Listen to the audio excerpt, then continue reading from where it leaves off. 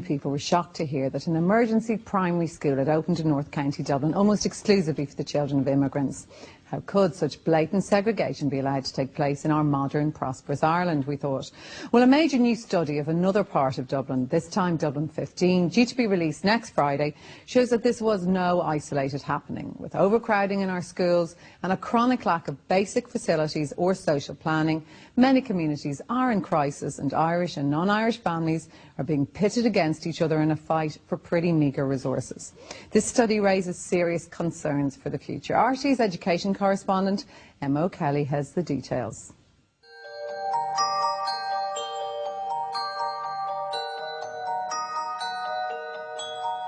If this is allowed to go unchecked, where ghettoisation becomes the norm, I think we're building up huge social problems for ourselves in the very near future. We're a minority now in our community and in our schools, as far as I can see.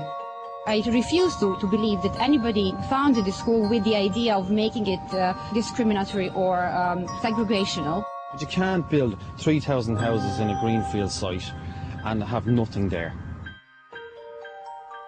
10 years ago, this whole area west of Dublin City was open countryside. Since then, it's experienced a population explosion unrivalled in Western Europe. The development boom is coming to an end now, but according to the authors of a comprehensive new study on this area, the task of building viable communities is proving far more troublesome. Enda McGorman is principal of Mary Mother of Hope Primary School. He's also one of the authors of this report. This is my 23rd welcoming ceremony since the school opened.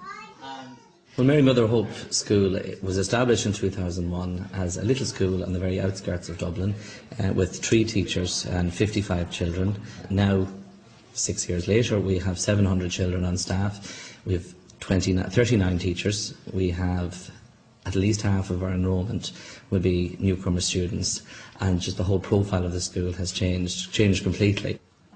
The study grew out of a sense that as school principals, each one of us were speaking to each other about the difficulties our schools were facing, the lack of attention from the Department of Education, the lack of any policy development from the Department of Education, and we came, I suppose, out of a sense of complete frustration and annoyance and indeed anger, to the conclusion that the only way that we're going to get our story told and story heard is by commissioning a piece of research that will document the realities for schools, for school principals, for teachers and for parents in the Dublin 15 area.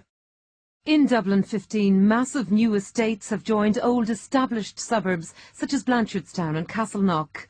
The population has exploded, in recent years up by 27%. That's 3 times the national growth rate. And this has put huge pressure on schools, already bursting at the seams. Over the past 3 years, enrolment's up by almost a quarter. This study estimates an additional 850 children will be looking for school places next year. That's 31 additional classes. Over the next 5 years, it estimates 136 extra classes will be needed to meet demand. Inevitably, families are being squeezed. Rebecca got in to the school when she was 4. She got in literally by the skin of her teeth. Coaches was 4 in March and he couldn't get in, so we'll be 5.5 next year going to school. The main priority for anyone when I moved out, which is the main priority before I even had children, was where's going to be the national school. And it's like literally there, I can see the school from my front door and I can't get my son into it. The one thing that parents will tell me time and time again, we took it for granted when we bought our house out here, there would be a place for our child. It is not too much to ask for. We've paid our stamp duty, we pay our taxes, we do everything that is asked of us, and yet when we want to put our child into school, there aren't enough places. But it's not just the population boom that's causing difficulties, its ethnic makeup is equally dramatic. Census figures show no less than a quarter of Dublin 15's population is ethnic minority. In some areas, the ratio's half in half. In the schools where pressure for places is intense, immigrant communities are really losing out. This report warns against segregation, but in one part of Dublin 15, Diswellstown, that's already happened. Every morning the bus comes here to pick up our children to the school. By 8:15 it was. They have 2 buses. So And in the afternoon, we come back here by 1:45 to pick up our children back home. And we do this every morning. The school they attend is an emergency school set up when it became clear the local schools, Catholic schools, were full up. Their enrolment policies give preference to Catholics.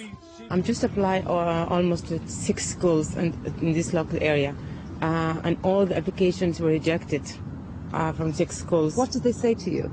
They said to me, because we're Muslims, and here the priority for Catholics is number 1. The Irish people have proven that they are not racist, and they don't try to segregate anyone for no reason, especially not children. The only reason for this is the fact that there are so many foreign nationals. Unintentionally, they're creating segregation within the new communities.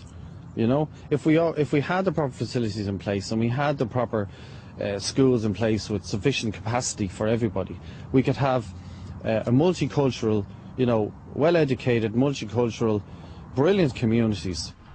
And that can't happen fast enough, according to this study. It's found evidence of what it calls white flight in Dublin 15. It warns against a downward spiral of ghettoisation. Of children leaving schools mid-cycle in recent years, almost half were Indigenous Irish, half ethnic minority. But the children who replaced them were mostly the children of immigrants, just 21% the children of Irish parents. You bring this subject up and people think you're racist, like, you know what I mean? We're not racist, like, we're a minority now in our community and in our schools, as far as I can see. There's classes over there in the schools and a majority foreign national children. Are you saying you just want them to come and work here? They shouldn't have children, they shouldn't do anything, just come and contribute to our economy and don't take anything from the economy? I mean, that's unfair. Yeah, fighting a losing battle, like, you know what I mean? As far as the government is concerned, like, you know, they just, you know, they've no interest now, like, you know, Dublin 15, yeah, it's overrun and it's there's too many houses, but they're still building. On Friday it emerged that the Department of Education has plans for an accelerated school building programme to include Dublin 15, but this morning the author of this study warned that without proper planning, more schools could mean more segregation, more situations like Diswellstown.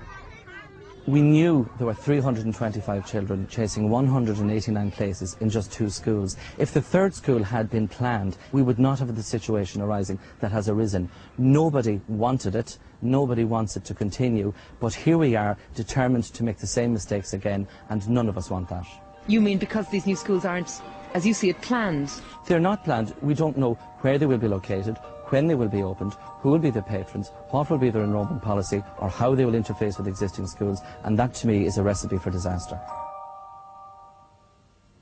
And that report was from Emma O'Kelly.